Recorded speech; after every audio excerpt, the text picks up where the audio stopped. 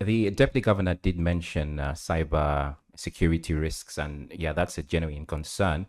But sometimes the nefarious characters are inside the banks themselves. We've had quite a number of complaints, and I wonder whether the central bank is looking at this. I will mention a complaint myself, which I've noticed. Um, Centenary Bank, Eco Bank, and then there was a ruling against Stanbic Bank in the High Court recently, almost 300 million shillings.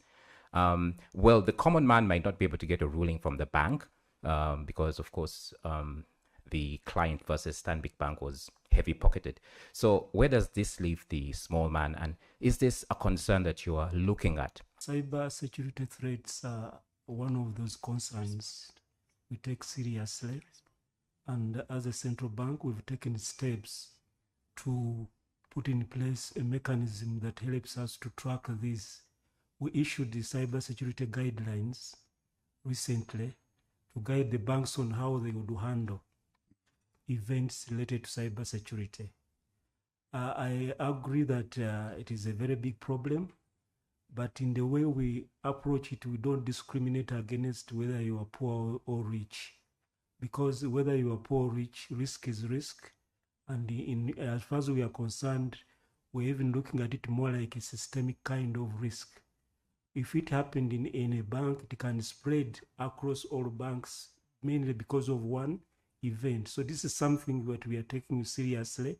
Banks are required to report any of those events that are related to any threat that they may encounter during the course of their work. Most people are affected because they don't know how to handle personal information. For instance, how do they handle pins? You find that people share it. They go to an ATM machine and then he shares it with the security guard. So part of the education and sensitization is aimed at strengthening the understanding of what protection they need to have in place in order to mitigate against such threats. I just want to advise banks. You see, Martin Luther King Jr. said that our lives begin to end when we keep quiet on things that matter. Because I know that these banks and also other financial institutions tend to keep quiet when they suffer such breaches in the name of people, maybe us who are their customers. What will we think in terms of the perception we shall hold against this bank or this institution? And if they shared that information amongst them, I think if they shared this information amongst them, then maybe it would be, but they have a habit of, maybe I keep quiet, people shouldn't know what has happened to me.